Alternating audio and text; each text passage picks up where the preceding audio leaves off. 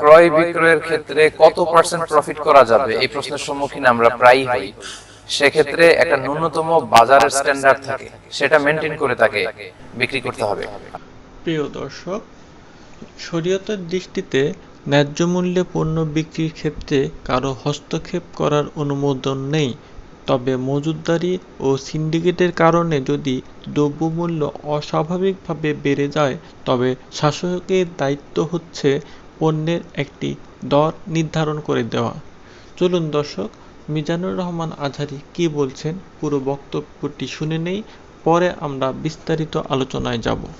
আপনি একটা পণ্য যখন বিক্রি করবেন, আপনি দেখবেন যে অনেক ব্যবসায়ীরা বলে যে ভাই এর চেয়ে কমে বিক্রি করা যাবে না, কেননা আশেপাশের দোকানদার মালিক সমিতির মধ্যে আমাদের একটা ফিক্স রেট আছে যে এর কমে বিক্রি করা যাবে না। তার মানে একটা ন্যূনতম স্ট্যান্ডার্ড আছে। আপনি সেটার বাইরে যে যদি অনেক বেশি, অনেকে 400% 500% প্রফিট করতে চায়, এটা আসলে কোনোভাবেই জায়েজ হবে না এবং এটা অনুৎসাহিত করেছে ইসলাম।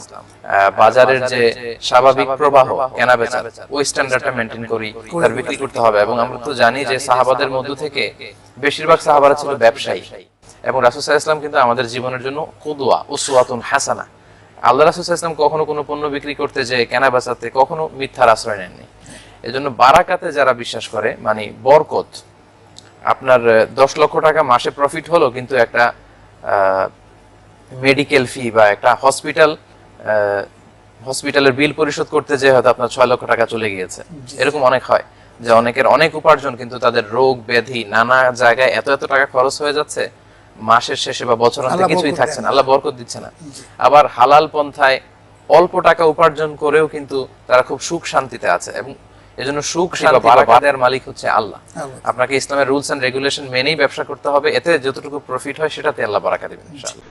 ইসলাম বাজার ব্যবস্থাকে স্বাভাবিক গতিতে চলার নির্দেশ দেয়। উৎপাদন ও সরবরাহ খরচ বিবেচনায় ন্যায্য মূল্য বেচাকেনা করতে ইসলামে বাধা নেই। তবে কৃত্রিম সংকট তৈরি করে দ্রব্যমূল্য বাড়ানো ইসলামের দৃষ্টিতে সম্পূর্ণ হারাম বা নিষিদ্ধ। জনসাধারণের দুর্ভোগ কমাতে এবং বাজারে শৃঙ্খলা রক্ষার সংঘবদ্ধ চক্রকে নিয়ন্ত্রণের মাধ্যমে দ্রব্যমূল্যের লাগাম টেনে ধরা উচিত। হাদিসে বর্ণিত আছে, লোকেরা বলল, হে আল্লাহর রাসূল সাল্লাল্লাহু আলাইহি সাল্লাম, দ্রব্যমূল্য বেড়েছে, সুতরাং আপনি আমাদের জন্য মূল্য নির্ধারণ করে দিন। তখন রাসূলুল্লাহ সাল্লাল্লাহু আলাইহি সাল্লাম বললেন, নিশ্চয়ই আল্লাহ দ্রব্যমূল্যের গতি নির্ধারণকারী, তিনি একমাত্র সংকীর্ণতা ও প্রশস্ততা আনয়নকারী এবং তিনি রিজিকদাতা। আমি আল্লাহর সঙ্গে এমন অবস্থায় সাক্ষাৎ করতে চাই যেন তোমাদের কেউ আমার বিরুদ্ধে তার জানমালের ব্যাপারে জুলুমের অভিযোগ তুলতে না পারে। তিরমিজি শরীফ।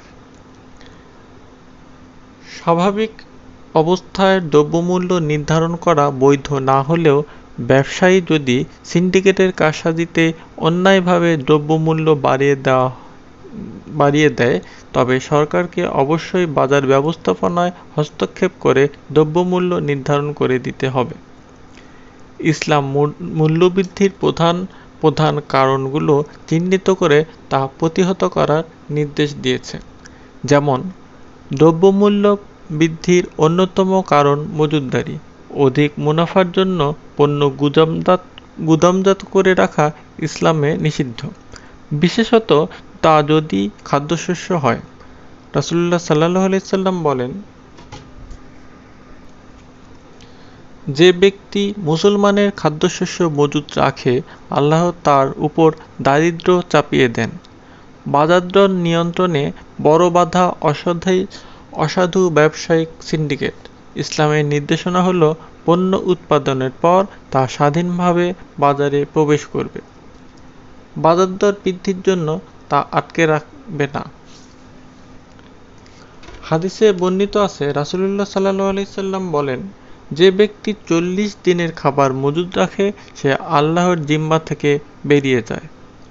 কালোবাজারির মাধ্যমে দ্রব্যমূল্য বাড়ানো, যা সরাসরি প্রতারণা, জুলুম ও আর্থিক অসততার শামিল।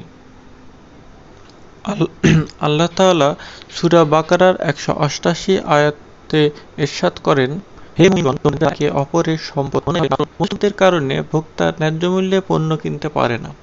ইসলাম পণ্য উৎপাদনের পর তা বাজারজাতকরণ পর্যন্ত মাঝে প্রতিবন্ধকতা সৃষ্টি করতে নিষেধ করেছে।